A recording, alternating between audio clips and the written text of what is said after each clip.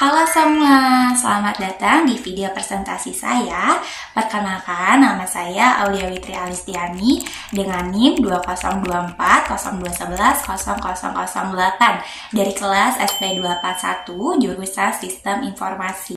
Nah, pada kesempatan kali ini, saya akan mempresentasikan hasil proyek ujian akhir semester mata kuliah struktur data, yaitu sebuah sistem pengeluaran stok barang dengan metode QQ FIFO, first in, first out. Lanjut, di sini saya akan menjelaskan studi kasus. Studi kasus ini berfokus pada koperasi karyawan Gemah Ripah. Koperasi ini sebelumnya menghadapi masalah pengelolaan stok barang secara manual, yang sering menyebabkan kesalahan pencatatan, keterlambatan informasi, dan kerugian akibat barang kadaluarsa sebelum terjual. Oleh karena itu, diperlukan sistem yang mampu mengelola stok barang secara otomatis dan efisien. Untuk mengatasi masalah tersebut, solusi yang diusulkan adalah penerapan metode FIFO, first in, first out, dalam sistem aplikasi e-commerce koperasi.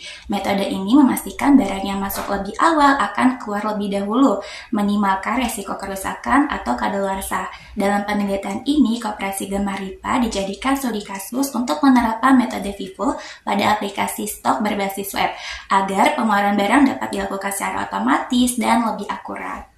Selanjutnya, saya akan menjelaskan flowchart.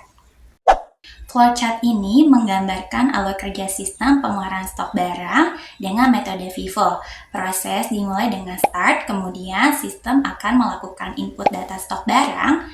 Setelah data diinput, akan terjadi pengurutan stok FIFO, di mana barang yang pertama masuk akan diurutkan untuk dikeluarkan terlebih dahulu.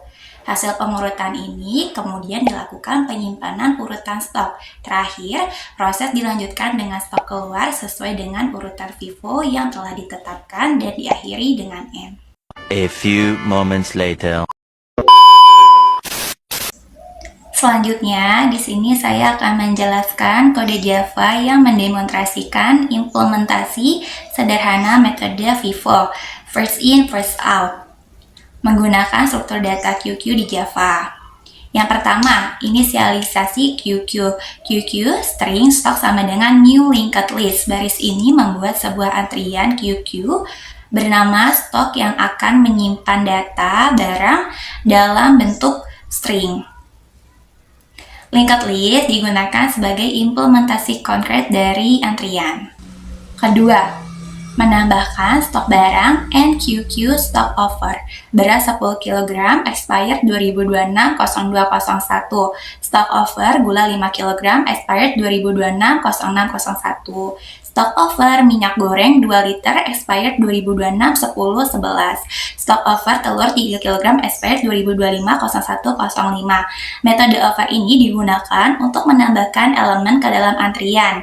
Barang-barang ini ditambahkan sesuai urutan masuknya. Ketiga, mengeluarkan barang pertama, the QQ, sistem outprint. Barang pertama yang dikeluarkan plus stock poll. Metode poll digunakan untuk mengambil dan menghapus elemen yang paling depan yang pertama masuk dari antrian. Dalam kasus ini, beras 10 kg akan dikeluarkan. Keempat, melihat barang berikutnya, pick, sistem outprint, barang berikutnya plus stock pick. Metode pick digunakan untuk melihat atau mengambil elemen yang paling depan dari antrian tanpa menghapusnya.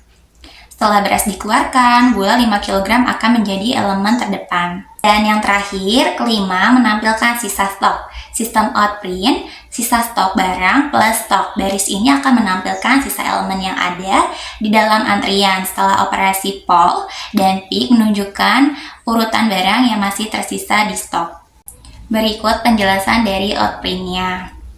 Barang pertama yang dikeluarkan ada beras 10 kg expirednya 2026-0201. Ini menunjukkan bahwa barang pertama yang keluar atau diambil dari stok adalah beras sebanyak 10 kg. Informasi expired 2026-0201 berarti beras tersebut akan kadaluarsa pada tanggal 1 Februari 2026. Barang berikutnya gula 5 kg expired 2026-0601. Setelah beras, barang berikutnya yang keluar adalah gula sebanyak 5 kg. Gula ini akan kadaluarsa pada tanggal 1 Juni 2026. Sisa stok barang, yang pertama ada gula, terus juga ada minyak goreng, dan yang terakhir itu ada telur. Ini adalah daftar barang-barang yang masih tersisa di dalam stok setelah beras dan gula yang pertama dikeluarkan. Gula 5 kg expired 2026 0601 ada 5 kg gula yang tersisa. Kadaluarsanya 1 Juni 2026. Perhatikan bahwa ini bisa jadi sisa dari pengeluaran gula sebelumnya atau memang ada stok gula lain yang sama.